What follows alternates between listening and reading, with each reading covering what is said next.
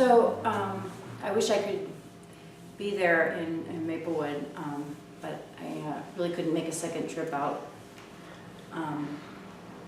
So I did compose a little essay for Gig. I'm not entirely happy with it, but I'm going to read what I have so far. It's just something I'm trying to do just to kind of keep them alive, I guess, in my mind. So I'll read that to you guys. I want to tell the whole world about Gig in a way that would suit him, and I'm finding it difficult. I mean, there really is just too much to say about this complex individual, and I only knew him for this brief period of what turned out to be the last years of his life. I know he had many lifetimes and manifestations way before that, and that others may see him differently than I do. We became fast, close friends through a lot of conversation, walking, creativity, and music. I see him in many flashes of memory, sometimes strolling along in his beloved Maplewood neighborhood on a late gray December, examining the slick sidewalk with deep study. Naturally, it is raining, and a flock of blackbirds is pirouetting from a stark tree behind his bald head. He appears gangly, yet graceful, sporting a heavy, deep green corduroy jacket of good quality and a dignified beard.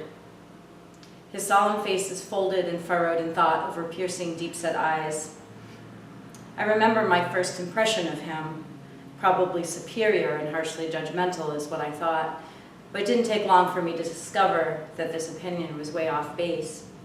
Humble, supportive, funny, confused, continuously grappling with inconsequential subjects like truth, beauty, love, death, nature, the human condition.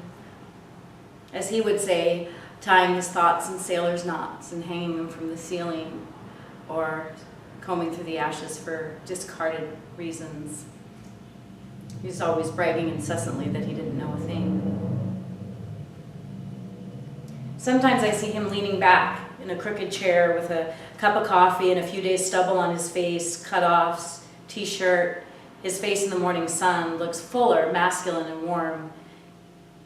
He's always in the midst of composing something or fixing something, but he's attentive to our conversation nevertheless. Scholarly classics litter the floor at his feet.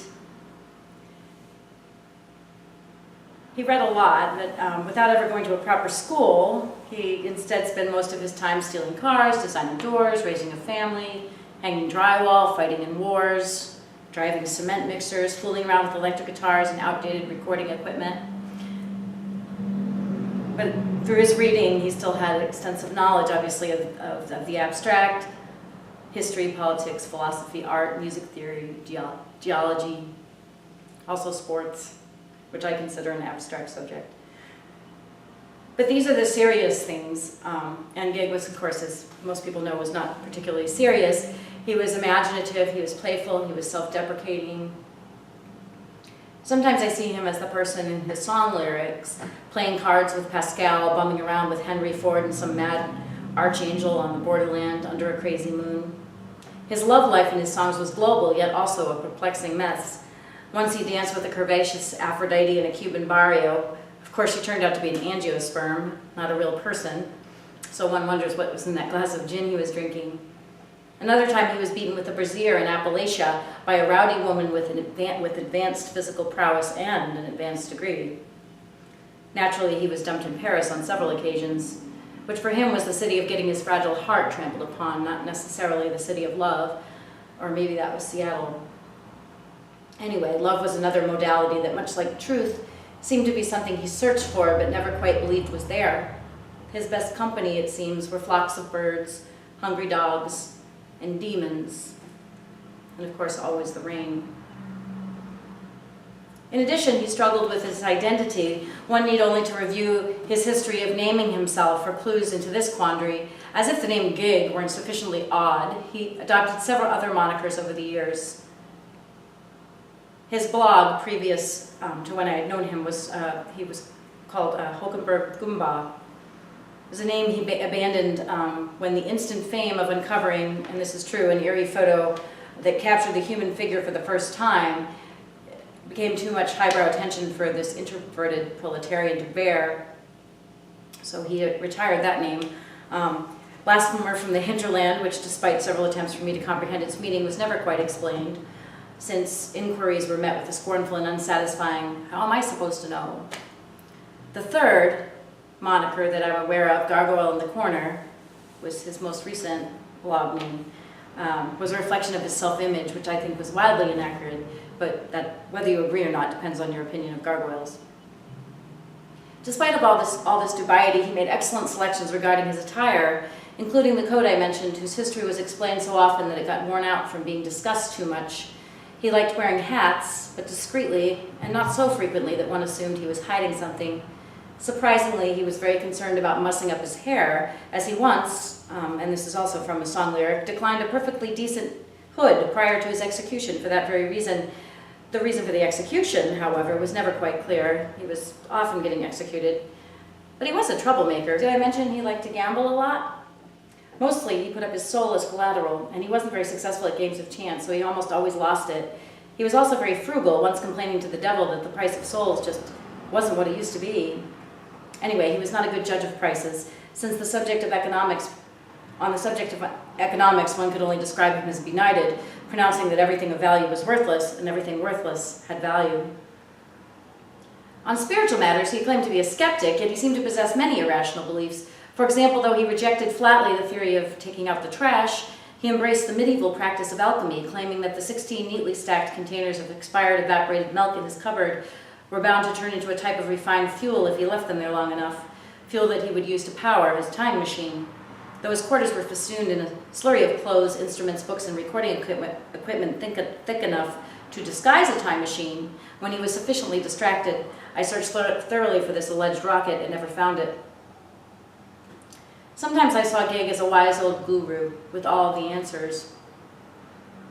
For example, I'd say that most of our time, for the years I knew him, was spent mulling over one significant question. It was a question posed to me at a job interview that I bombed so embarrassingly that I had to flee the interview on foot, moving with such speed that streams of tears and the swirling covers of my best business casual shirt formed a chemtrail in my wake.